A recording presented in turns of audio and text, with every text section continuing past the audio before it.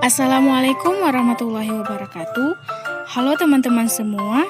Perkenalkan, kami dari kelompok 5, yaitu saya Sinta Febrina, NIM 21059050, dan rekan saya Sinta Permatasari, NIM 21059051. Dalam video kali ini, materi yang akan kita bahas adalah manajemen operasi. Apa itu manajemen operasi dan bagaimana cara pengelolaan dalam manajemen operasi? Pastikan teman-teman menonton sampai akhir video ya. Yang pertama, pengertian manajemen operasi. Manajemen operasi adalah serangkaian proses pengelolaan keseluruhan sumber daya perusahaan yang dibutuhkan dalam menghasilkan barang maupun jasa yang akan ditawarkan kepada konsumen. Manajemen operasi penting bagi sebuah perusahaan. Yang pertama, bisa membantu perusahaan mencapai tujuan. Yang kedua, membantu meningkatkan produktivitas pekerja. Yang ketiga, membantu memotivasi karyawan untuk memahami perannya dalam perusahaan. Selanjutnya yaitu kegiatan dalam manajemen operasi produksi.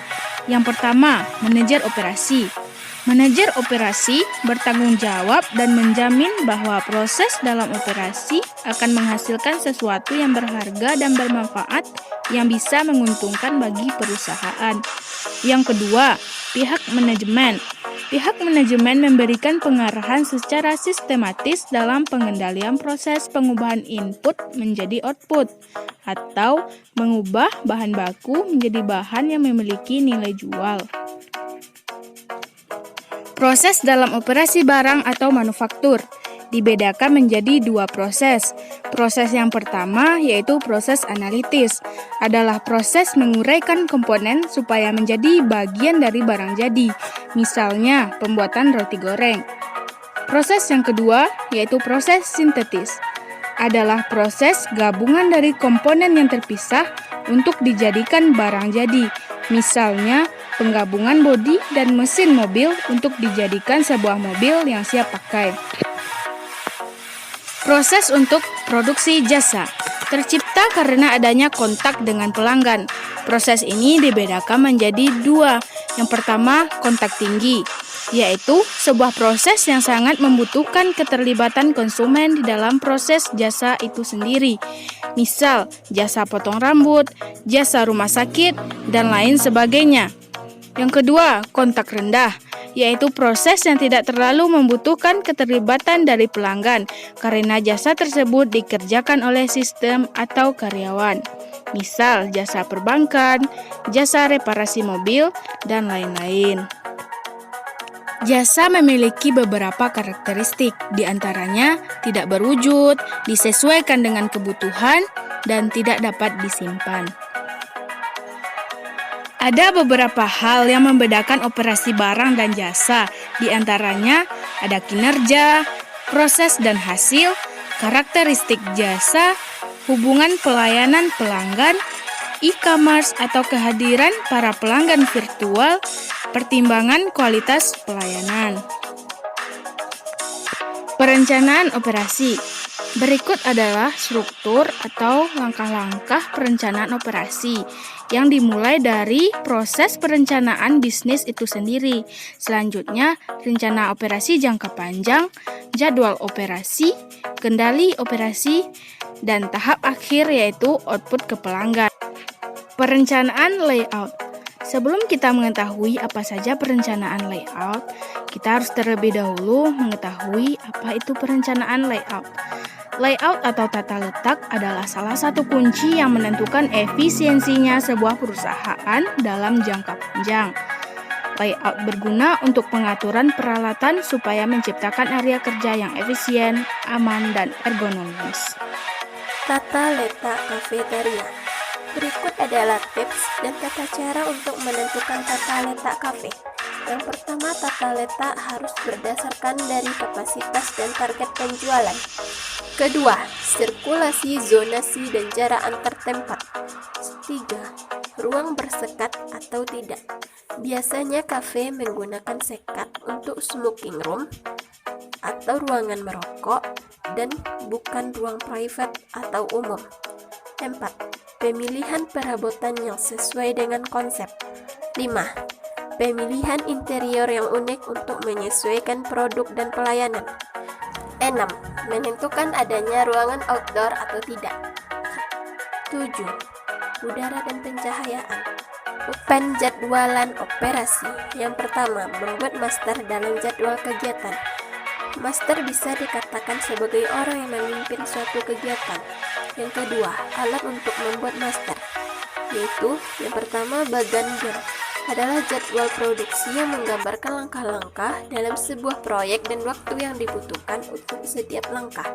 Yang kedua, PERT adalah jadwal produksi yang menentukan urutan dan jalur kritis dalam menjalankan langkah-langkah dalam sebuah proyek. Manajemen persediaan. Yang pertama, merencanakan atau mengatur aliran bahan. Yang kedua, menekankan standarisasi. Ketiga, yang diatur dalam manajemen persediaan adalah transportasi, penyimpanan, pengendalian persediaan, pembelian, seleksi pemasok.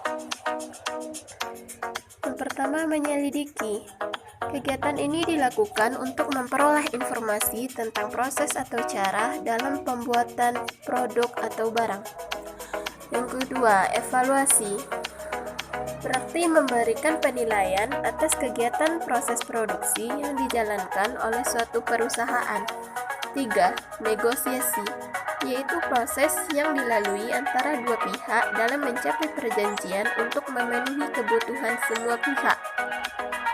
Yang keempat, menjaga hubungan. Hal ini dilakukan untuk menjaga hubungan baik antara produsen dan konsumen. Hal ini menjadi alat bagi produsen untuk mempertahankan pelanggannya. Alat-alat dalam pengendalian proses. Yang pertama, pelatihan pekerja. Yang kedua, mempelajari sistem produksi. Yang ketiga, sistem produksi JIT atau tepat waktu. Yang keempat, perencanaan kebutuhan bahan baku. Ada dua, yaitu tagihan bahan baku dan perencanaan sumber daya manufaktur.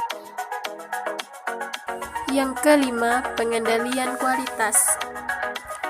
Produktivitas, urutan kinerja ekonomi yang membandingkan seberapa banyak barang yang dibutuhkan yang dapat diproduksi suatu sistem dengan sumber daya yang dibutuhkan untuk memproduksinya. Kualitas adalah kesesuaian antara produk, keberhasilan penggunaannya, memberikan keunggulan yang diinginkan konsumen.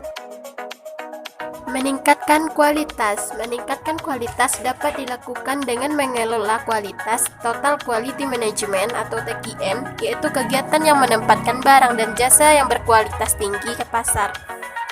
Alat untuk meningkatkan kualitas. Alat yang digunakan untuk meningkatkan kualitas yang pertama adalah analisis nilai tambah. Yang kedua, kendali proses produksi secara statistik. Yang ketiga, studi kualitas atau biaya. Yang keempat, tim perbaikan kualitas. Yang kelima, pembandingan. Yang keenam, dekat dengan pelanggan. Strategi untuk memperbaiki produktivitas dan kualitas.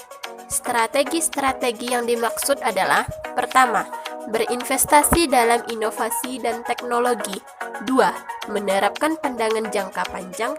3. Menekankan pada kualitas. 4. Peningkatan pada sektor jasa.